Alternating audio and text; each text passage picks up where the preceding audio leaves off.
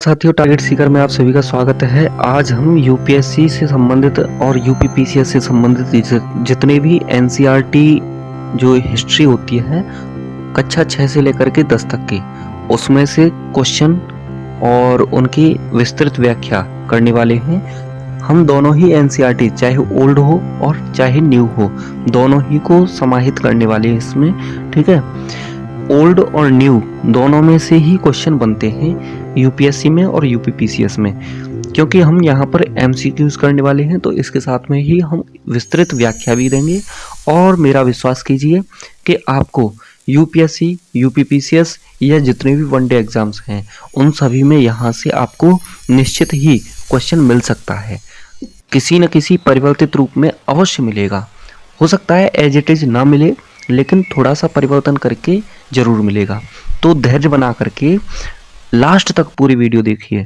ठीक है, देखो हम शुरुआत करते हैं। यहाँ पर हमारा जो पहला अध्याय है कक्षा 6 का, 6 से 10 तक हम पहले कर लेंगे, फिर उसके बाद में 11 और 12 अलग अलग वीडियोज में करेंगे। यहाँ पर एक पीडीएफ में हम कक्षा 6 से लेकर के 10 तक की जो ओल्ड और न्यू एनसीईआरटी हैं उनको करने वाले हैं, चाहे वो आर एस शर्मा की हो या फिर न्यू एनसीईआरटी हो। ठीक है, तो देखिए हमारा जो पहला अध्याय है वहाँ पर बताया गया है उसमें क्या, कहाँ, कैसे और भोजन संग्रह से उत्पादन तक जो मानव का सफर रहा है उसको हम यहाँ पर कवर करने वाले हैं, इस अध्याय को पढ़ने वाले हैं। और हमारा पढ़ने का जो तरीका रहेगा वो एमसीक्यू बेस्ड रहेगा। ठीक है, देखिए शुरुआत करते हैं अपने पहले क्वेश्चन से। निम्नलिखित में से किस स्थान पर सबसे पहले गेहूं और जौ जैसे फसलों को उगाने की सभ्यता मिलती है या साक्ष्य मिलते हैं? तो इसमें ऑप्शंस दिए गए हैं, विंध्य पहाड़ियां, सुलेमान और किरथर पहाड़ियां, गारो पहाड़ियां या हिमालय क्षेत्र। तो इसका सही उत्तर क्या है? इसका सही उत्तर है सुलेमान और किरथर पहाड़ियां। ठीक है, सुलेमान और किरथर पहाड़ियां। अब इसकी व्याख्या देख लेते हैं। देखिए विस्तृत व्याख्या में आप देखिए, उत्तर पश्चिमी क्षेत्र की सुलेमान और किरथर पहाड़ियों में लगभग 8000 वर्ष पूर्व स्त्री पुरुषों ने सबसे पहले गेहूं और जौ उगाना शुरू किया था। गेहूं और जौ। ठीक है, गारो तथा मध्य भाग के विंध्य पहाड़ियों में कृषि का विकास हुआ, जबकि विंध्य के उत्तर में सबसे पहले चावल उपजाया गया। कहां पर? विंध्य के उत्तर में। लेकिन विश्व स्तर पर देखा जाए तो यही चीन में देखने को मिलता है। ठीक है, चीन की एक घाटी है, उसमें चावल के साक्ष्य सबसे पहले मिलते हैं विश्व स्तर पर। लेकिन भारत में विंध्य पहाड़ियों के उत्तर में। ठीक है, और किरथर पहाड़ियों में, सुलेमान और किरथर पहाड़ियों में। फिर उसके बाद में देखिए, भीमबेटका जो वर्तमान मध्य प्रदेश के संदर्भ में निम्नलिखित कथनों पर विचार कीजिए। तो देखिए यहाँ पर विकल्प दिए गए हैं और उन विकल्पों के आधार पर हमें 1 2 3 3 4 ऐसे करके अपना वो बताना होगा। यानी केवल एक सही, केवल दो सही, या दोनों सही, या दोनों में से दोनों ही गलत, इस प्रकार से हमको बताना होता है। तो देखिए इसमें क्या ऑप्शन दिए गए हैं। भीमबेटका के बारे में बताना है कि यह पुरापाषाणिक आवासीय पुरास्थल है, या फिर यहाँ से प्राप्त गुफा चित्रों में केवल पालतू जानवरों का चित्रण है। ऊपर दिए गए कथनों में से कौन सा सही है या है?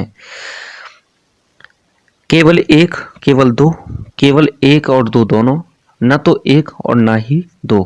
तो कौन सा सही है? केवल एक सही है। विस्तृत व्याख्या देखिए, भीमबेटका का आवासीय पुरास्थल है। भीमबेटका एक आवासीय पुरास्थल है जहां आदि मानव रहते थे। पुरास्थलीय मतलब प्राचीन काल का, अत्यंत प्राचीन काल का स्थल है जहां पर आदि मानव रहते थे। तो कथन दो गलत है, क्योंकि यहाँ के जो चित्र हैं उनमें जंगली जानवर जैसे हिरण, सूअर आदि की बड़ी कुशलता से सजीव चित्रण किया गया है, न कि केवल पालतू जानवरों का। ठीक है, वहां पर क्या है कि जो हिरण हैं, जंगली सूअर हैं और जितने भी जंगली जानवर हैं लगभग उनका वर्णन किया गया है। पालतू जानवरों का ही केवल उनमें वर्णन नहीं है। अब अध्याय 3 से संबंधित जो क्वेश्चन बनने वाले थे उनको हम देख लेते हैं। हड़प्पा सभ्यता के संदर्भ में महान स्नानागार यानी ग्रेट बाथ के साक्ष्य कहाँ से प्राप्त हुए हैं? हड़प्पा से, लोथल से, मोहनजोदड़ो या कालीबंगा? कहाँ से प्राप्त हुए हैं? तो इसका सही उत्तर है मोहनजोदड़ो से। मोहनजोदड़ो में एक खास तालाब बनाया गया था जिसे पुरातत्वविदों ने महान स्नानागार कहा है। इसे बनाने में ईंट और प्लास्टर का इस्तेमाल किया गया था और पानी के रिसाव को रोकने के लिए प्लास्टर के ऊपर चारकोल की परत चढ़ाई गई है। ये देखिए, ये महान स्नानागार का आप फोटो देख रहे हैं। ठीक है, अब क्वेश्चन नंबर 4 देखिए। हड़प्पा कालीन नगर धोलावीरा के संदर्भ में कौन सा कथन विशिष्ट है? हमारे ऑप्शंस दिए गए हैं। यह नगर 2 भागों में विभाजित था। ऑप्शन बी है यहां से पत्थर की मोहरें मिली हैं, या ऑप्शन सी है यह नगर 3 भागों में विभाजित था, या फिर ऑप्शन डी है यहां केवल कच्ची ईंटों के घर थे। तो इसका सही उत्तर है ऑप्शन नंबर सी, यह नगर केवल 3 भागों में विभाजित था। जहां अधिकांश हड़प्पन नगर या हड़प्पा के नगर जो थे वो 2 भागों में, दुर्ग और निचला शहर, इन 2 भागों में बटे होते थे। वहीं गुजरात के कच्छ इलाके में स्थित धोलावीरा नगर 3 भागों में विभाजित था। इसके हर हिस्से के चारों ओर पत्थर की ऊंची दीवारें थीं और प्रवेश के लिए बड़े प्रवेश द्वार भी थे। ठीक है, अब अगले अध्याय से संबंधित जो क्वेश्चन बन सकता है उसे देखिए। अगला अध्याय कौन सा है हमारा? क्या बताती हैं हमें किताबें और कब्रें? वैदिक काल से संबंधित है ये।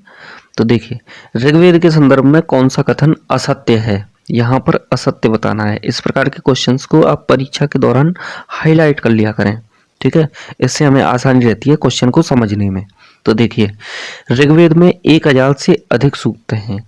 ऋग्वेद की रचना लगभग 3500 साल पहले हुई, या इसमें व्यास और सतलुज नदियों का वर्णन मिलता है, और ऑप्शन डी है ऋग्वेद में मंदिरों का स्पष्ट उल्लेख मिलता है। तो इसका सही उत्तर है कि ऋग्वेद में मंदिरों का स्पष्ट उल्लेख मिलता है। ये कथन गलत है, असत्य है। ठीक है, बाकी के 3 ऊपर वाले सही हैं। ठीक है, कौन कौन से? ऋग्वेद में 1000 से अधिक सूक्त हैं, ये सही है। ऋग्वेद की रचना लगभग 3500 साल पहले हुई, ये भी सही है। और ऋग्वेद में व्यास और सतलुज जैसी नदियों के वर्णन मिलते हैं। ठीक है, देखिए इसकी व्याख्या भी देख लेते हैं। ऋग्वैदिक काल में मंदिरों के निर्माण की कोई साक्ष्य नहीं मिलते। देवताओं अग्नि, इंद्र और सोम ये मुख्य देवता हैं, तो इन देवताओं की स्तुति खुले में यज्ञों के माध्यम से की जाती थी। ठीक है, सूक्त का अर्थ है अच्छी तरह से बोलना। सूक्त कैसे बनेगा? सूक्त में संधि विच्छेद करेंगे तो सुधन उक्त, सु प्लस उक्त। उक्त माने कहना या कहा गया, सु माने अच्छी तरह से, भली प्रकार से। ठीक है, अगले 2 अध्याय हैं हमारे, 5वां और 6वां, जिसमें राज्य, राजा और नए विचार ये अध्याय है, और इससे जो क्वेश्चन बन सकते हैं उनके बारे में हम पढ़ते हैं। महाजनपदों में टैक्स वसूली के संदर्भ में कौन सा कथन सही है? हमारे ऑप्शंस दिए गए हैं। फसलों पर लगाए गए कर सबसे महत्वपूर्ण थे, जो उपज का 1/4 हिस्सा होते थे। ऑप्शन बी है कारीगरों को भी श्रम के रूप में कर देना पड़ता था। ऑप्शन सी है आखेटकों और संग्राहकों को कर से छूट थी। और ऑप्शन डी है व्यापार पर कोई कर नहीं था। तो इसका सही उत्तर है ऑप्शन नंबर बी, कारीगरों को श्रम के रूप में कर देना पड़ता था। जो कारीगर होते थे उस दौरान उन्हें कर के रूप में अपना श्रमदान करना होता था, यानी राजा के लिए काम करना होता था। देखिए यहाँ पर बताया गया है कारीगरों को भी श्रम के रूप में कर देना पड़ता था। फसलों पर उपज का 1/6 हिस्सा, यानी 1/6वां भाग, मान के चलिए कि किसी खेत में 6 मन गेहूं हुए, ठीक है, या 6 क्विंटल गेहूं हुए, तो उन गेहूं में से 1 क्विंटल राजा के लिए देना होगा टैक्स के रूप में। ठीक है, आगे देखिए, कारीगरों जैसे बुनकर, लोहार, बढ़ई, इनको क्या करना होता था, महीने में एक दिन राजा के लिए काम करना पड़ता था।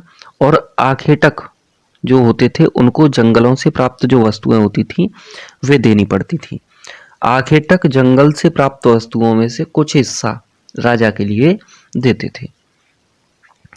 हमारा अगला क्वेश्चन है, वज्जी संघ की राजधानी निम्नलिखित में से कौन सी थी? जो वज्जी नामक संघ या राज्य था उसकी राजधानी कौन सी थी? पाटलिपुत्र, वैशाली, कौशाम्बी या चंपा? तो कौन सा सही है? इसका सही उत्तर है वैशाली। ठीक है, व्याख्या देखो, मगध के निकट ही वज्ज राज्य था जिसकी राजधानी वैशाली जो कि वर्तमान बिहार में स्थित है वहां पर थी। यहाँ गण या संघ शासन व्यवस्था थी जहां कई शासक मिलकर निर्णय लेते थे। हमारा अगला अध्याय है, अशोक एक अनोखा सम्राट। अशोक एक अनोखा सम्राट, इससे क्या क्वेश्चन बन सकते हैं उन्हें देखते हैं। अशोक के अभिलेखों के संदर्भ में निम्नलिखित कथनों पर विचार कीजिए। इसमें ऑप्शंस या विकल्प दिए गए हैं कि अशोक के अधिकांश स्तंभ प्राकृत भाषा और ब्राह्मी लिपि में हैं। दूसरा है, उत्तर पश्चिम के अभिलेख खरोष्ठी लिपि में मिलते हैं। इनमें से कौन सा सही है? केवल एक, केवल दो, एक और दो दोनों, या इनमें से कोई नहीं? तो इसका सही उत्तर है एक और दो दोनों। व्याख्या देखो, अशोक पहला शासक था जिसने अभिलेखों के द्वारा जनता तक संदेश पहुंचाया। आम लोगों की भाषा प्राकृत थी, इसलिए अधिकांश अभिलेख इसी में थे। आधुनिक भारत की अधिकतर ब्राह्मी लिपि में ही अधिकतर भारत के जो अधिकतर लिपियां हैं, आधुनिक भारत की अधिकतर लिपियां जो हैं ब्राह्मी लिपि में ही निकली हैं। ठीक है, अगला अध्याय है हमारा 8वां और 9वां, जिसमें खुशहाल गांव, समृद्ध शहर और व्यापारी। इससे संबंधित क्या क्वेश्चन बन सकते हैं उन्हें देखिए। दक्षिण भारत में बड़े भूस्वामियों को क्या कहा जाता था? उणवार, वेल्लार, कड़ैसियार या अधिमई? तो इसका सही उत्तर है वेल्लार। क्या है? वेल्लार। देखिए, वेल्लार क्या है? संगम साहित्य के अनुसार वेल्लाल बड़े भूस्वामी थे या बेल्लला बड़े स्वामी थे। इन्हें इंग्लिश में बेल्लला या बेल्लाल कहते हैं। ठीक है, बेल्लला और उणवार साधारण हलवाई जो होते थे, हलवाई मतलब हल चलाने वाले। ठीक है, और कड़ैसियार और अधिमई ये क्या होते थे? भूमिहीन मजदूर और दास। ठीक है, भूमिहीन यानी जिनके पास में भूमि नहीं थी, वे मजदूर और दास क्या कहलाते थे? कड़ैसियार। ऐसे शब्द पूछ लेते हैं अधिकांशतः यूपीएससी और यूपीपीसीएस और समीक्षा अधिकारी। इनमें इस प्रकार के प्रश्न अवश्य पूछ लिए जाते हैं या इन शब्दों के अर्थ पूछ लिए जाते हैं, तो इनको आप विशेष रूप से ध्यान में रखते हुए आगे चलेंगे। ठीक है, हमारे 10वें और 11वें अध्याय जो हैं नए साम्राज्य और इमारतें और चित्र, इसके विषय में देखते हैं किस प्रकार क्वेश्चन बन सकते हैं। ऐहोल निम्नलिखित में से किसकी राजधानी थी? ऐहोल एक अभिलेख भी है, तो इस राजधानी के बारे में देख लेते हैं किसकी राजधानी थी। पल्लव, चोल, चालुक्य या राष्ट्रकूट? तो इसका सही उत्तर है चालुक्य। चालुक्यों की राजधानी थी ऐहोल। ठीक है, देखिए, चालुक्यों की राजधानी ऐहोल थी जो एक व्यापारिक और धार्मिक केंद्र था। यहाँ पुलकेशन द्वितीय सबसे प्रसिद्ध राजा था जिसका वर्णन दरबारी कवि रविकृति ने ऐहोल प्रशस्ति में किया है। क्वेश्चन 11 है, दिल्ली के मेहरौली स्थित लौह स्तंभ की क्या विशेषता है जिसके कारण वह आज भी चर्चा में रहता है? इसके ऑप्शंस देखिए, ऑप्शन दिए गए हैं, इसमें सोने की परत चढ़ी है, क्या ये सही है?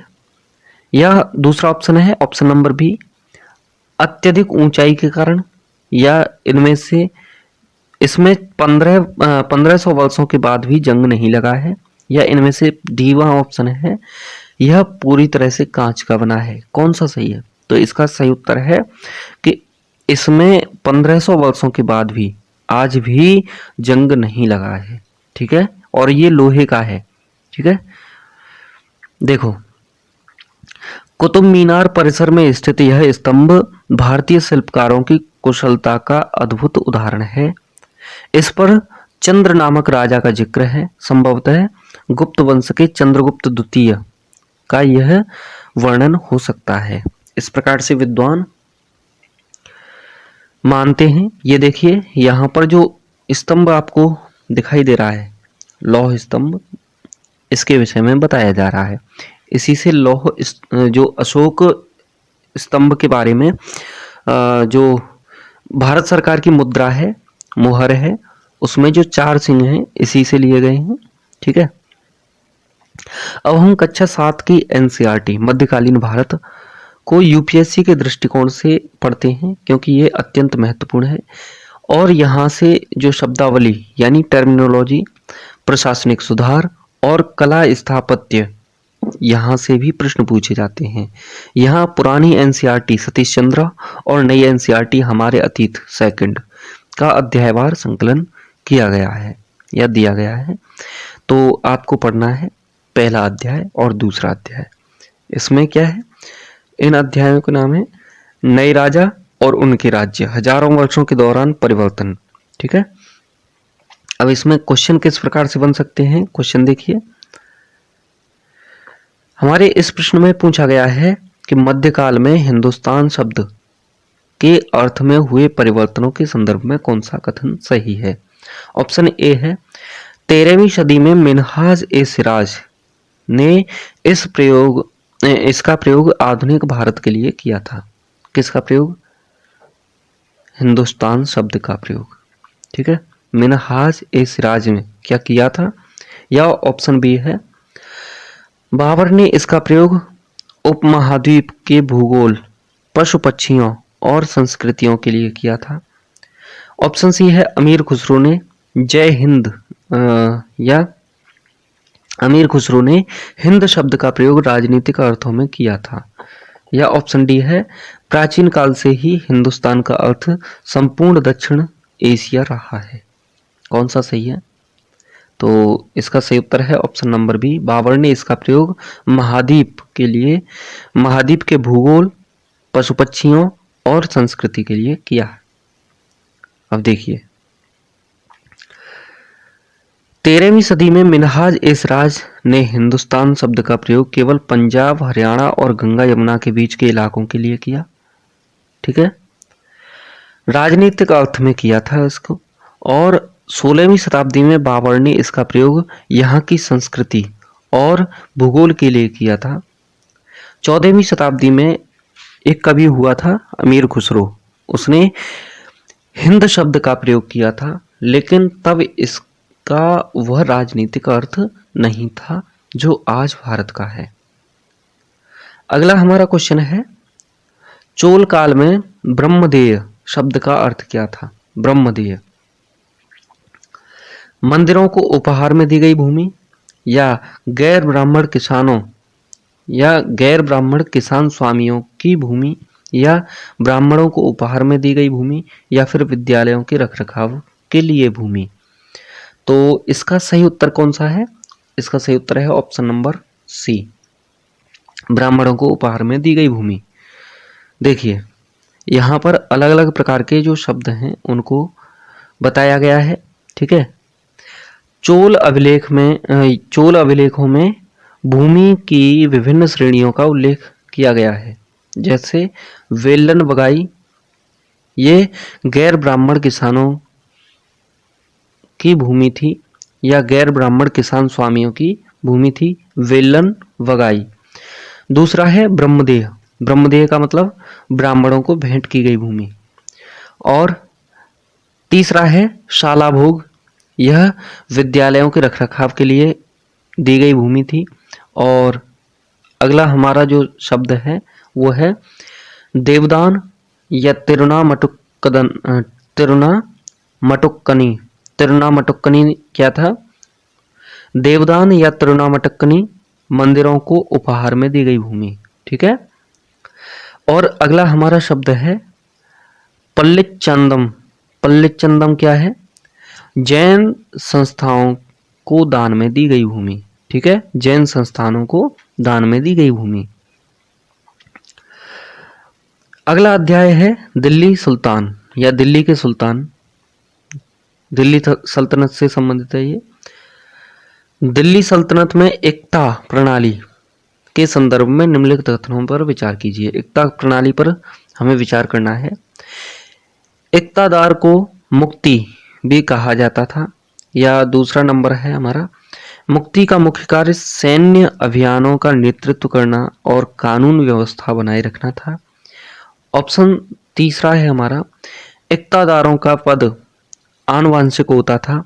ऊपर दिए गए विकल्पों में से कौन सा सही है, या ऊपर दिए गए कथनों में से कौन सा सही है? विकल्प दिए गए हैं केवल 1 और 2, केवल 2 और 3, केवल 1, या 1, 2 और 3। तो इसका सही उत्तर है केवल 1, 2 और 3। दिल्ली सल्तनत विशेषकर इल्तुतमिश और अलाउद्दीन खिलजी के समय में सैन्य अधिकारियों के लिए इलाके दिए जाते थे।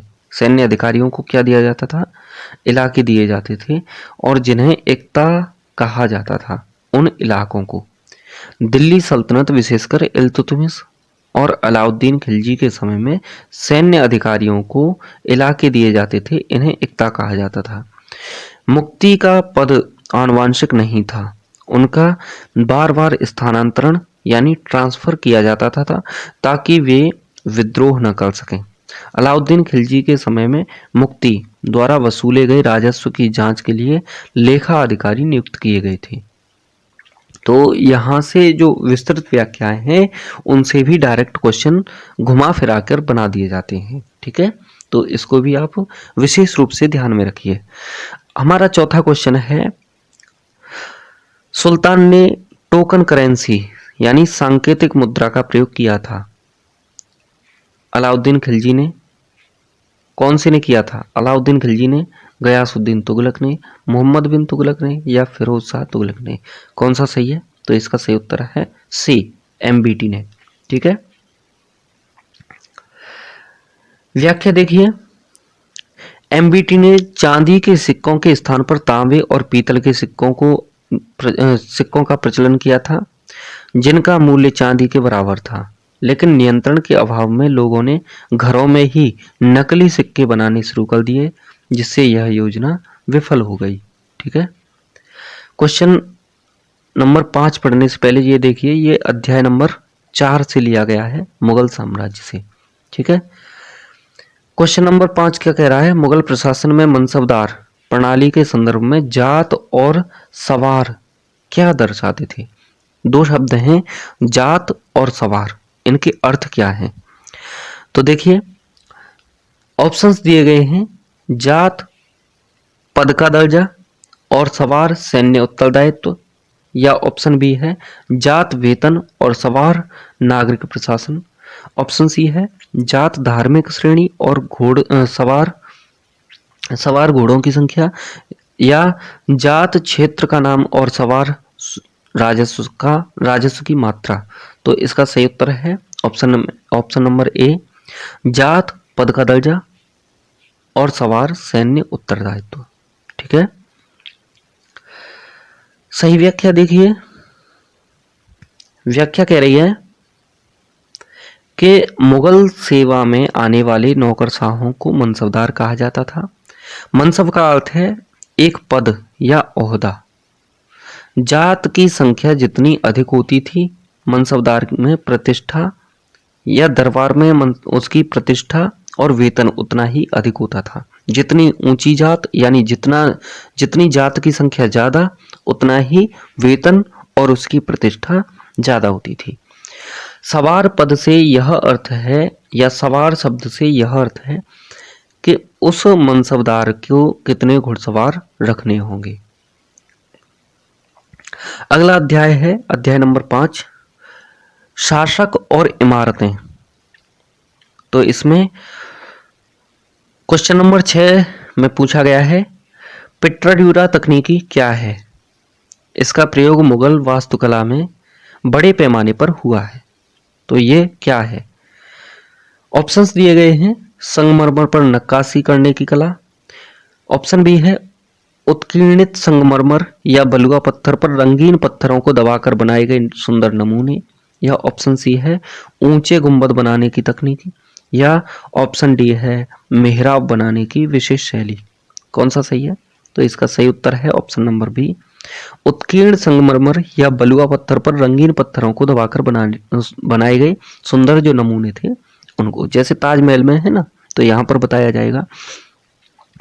शाहजहां के काल में इसका सर्वाधिक प्रयोग हुआ। आगरा के ताजमहल और दिल्ली के लाल किले के दीवान ए आम के सिंहासन के पीछे पिट्राड्यूरा के जड़ाऊ काम के साक्ष्य मिलते हैं, जिससे पौराणिक यूनानी देवता आर्फियस को बीणा बजाते हुए दिखाया गया है। अध्याय 6 और 8 इसमें भक्ति और सूफी आंदोलन के बारे में। क्वेश्चन नंबर 7 कह रहा है, दक्षिण भारत के नयनार और अलवार संतों के संदर्भ में कौन सा कथन सही है? ऑप्शंस दिए गए हैं, नयनार भगवान विष्णु के भक्त थे। ऑप्शन बी है अलवार भगवान शिव के भक्त थे।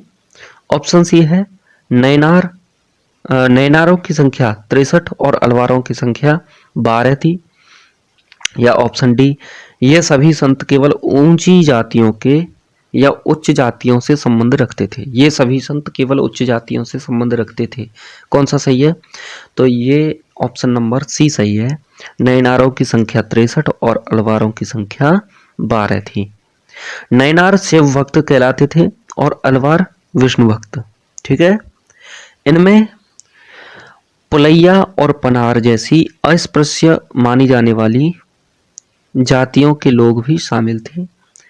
नयनारों के गीत जो थे उनका संकलन तेवरम और तिरुवाचकम में शामिल है, जबकि अलवारों का संकलन दिव्य प्रबंधम नामक ग्रंथ में संकलित है। हमारे अगले अध्याय हैं अध्याय नंबर 9 और अध्याय नंबर 10। इसमें क्षेत्रीय संस्कृतियां और 18वीं सदी के नए राज्य। देखिए, हमारा क्वेश्चन पूछा गया है, क्वेश्चन नंबर 8 है, चौथ और साल देशमुखी क्या थे? मुगलों द्वारा लगाए गए धार्मिक कर या मराठों के द्वारा पड़ोसी राज्यों से वसूले जाने वाले कर या चोल प्रशासन में सैन्य पद या फिर सिखों की न्याय व्यवस्था। कौन सा सही है? तो इसका बी नंबर का ऑप्शन सही है। मराठों द्वारा पड़ोसी राज्यों से वसूले जाने वाले कर को चौथ और सर देशमुखी कहा जाता था। ठीक है, देखिए, मराठों द्वारा पड़ोसी राज्यों से वसूले जाने वाले कर जो थे वे चौथ यानी जमींदारों, चौथ क्या थे? चौथ थी जमींदारों द्वारा वसूले जाने वाले भाग का या भू राजस्व का 25% जो मराठे सुरक्षा के बदले लेते थे। ठीक है, जमींदारों द्वारा जो टैक्स वसूला जाता था, भू राजस्व वसूला जाता था, उसका 25% मराठे सुरक्षा के बदले में लेते थे। और सरदेशमुखी क्या था? सरदेशमुखी का मुख्य अर्थ है मुख्य राजस्व का 9 से 10% जो शिवाजी प्रधान अधिपति होने के नाते वसूलते थे। ठीक है, अब इसमें विशेष शब्दावली का प्रयोग करते हैं जो पूरे अध्यायों में किया गया है, अलग अलग प्रकार से इन शब्दों का प्रयोग। तो देखिए, जाति पंचायत। जाति पंचायत का अर्थ क्या होता है? गांव में अपनी जाति के व्यवहार को नियंत्रित करने वाली सभा जाति पंचायत कहलाती थी।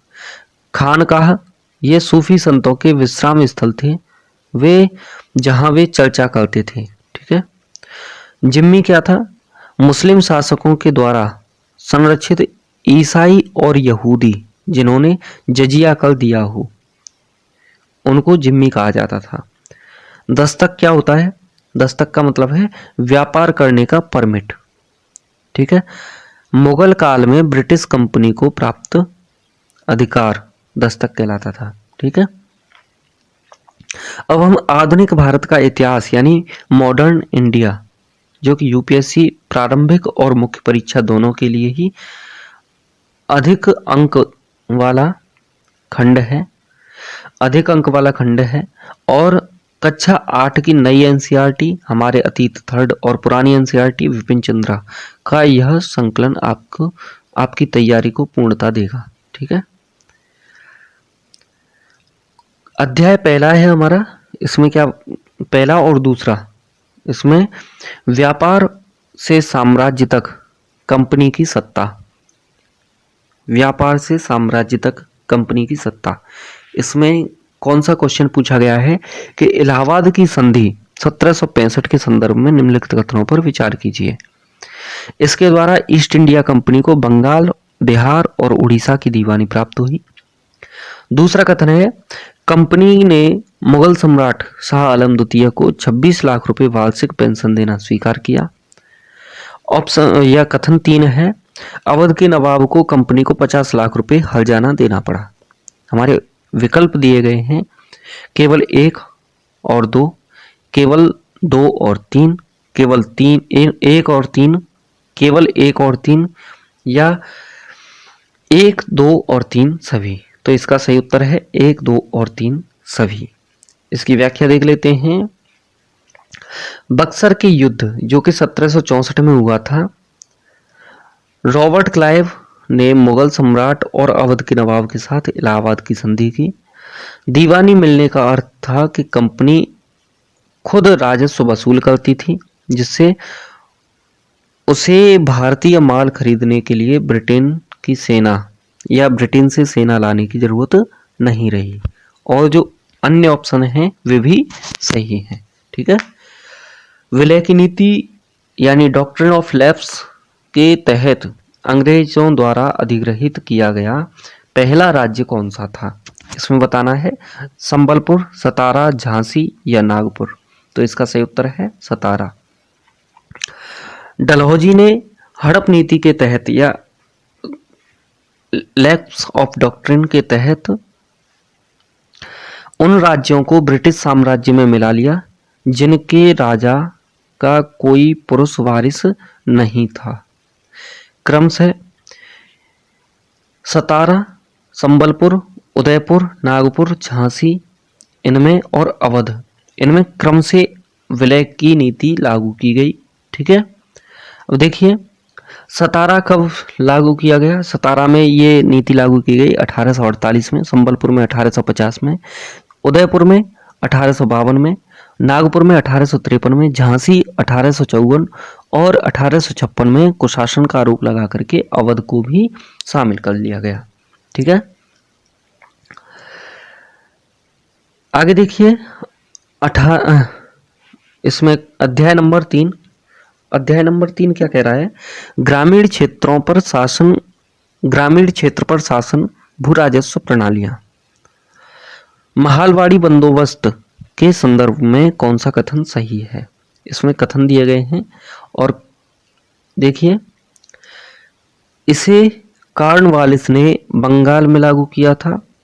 इसमें राजस्व वसूली का अधिकार सीधे किसान से या किसान को दिया गया, राजस्व वसूली का अधिकार, या इसमें राजस्व की इकाइयां महल, ये जो कि गांव का समूह था, महाल, ठीक है, उसको माना गया, या ऑप्शन डी है यह व्यवस्था केवल दक्षिण भारत में लागू थी। तो कौन सा सही है? इसका सही उत्तर है ऑप्शन नंबर सी। इसमें राजस्व की इकाई महाल को माना गया। ठीक है, महल को माना गया। स्थायी बंदोबस्त 1793 कॉर्नवालिस, बंगाल और बिहार के द्वारा, मतलब कॉर्नवालिस के द्वारा बिहार और बंगाल में जमींदार को मालिक माना गया। ठीक है, रैयतवाड़ी बंदोबस्त थॉमस मुनरो के द्वारा मद्रास और बंबई में सीधे किसान से समझौता किया गया। किसान मतलब रैयत, उस दौरान रैयत को ही किसान या किसान को रैयत कहा जाता था। महालवाड़ी में 1822 ईस्वी में हॉल्ट मैकेंजी के द्वारा उत्तर प्रदेश, पंजाब, मध्य प्रदेश इनमें ये लागू की गई। यहाँ महल मतलब गांव से सामूहिक रूप से राजस्व लिया जाता था। अब हमारा चौथा और पांचवा अध्याय 1857 का विद्रोह। इससे हम क्वेश्चन देखेंगे कौन कौन से क्वेश्चन बन सकते हैं। ठीक है।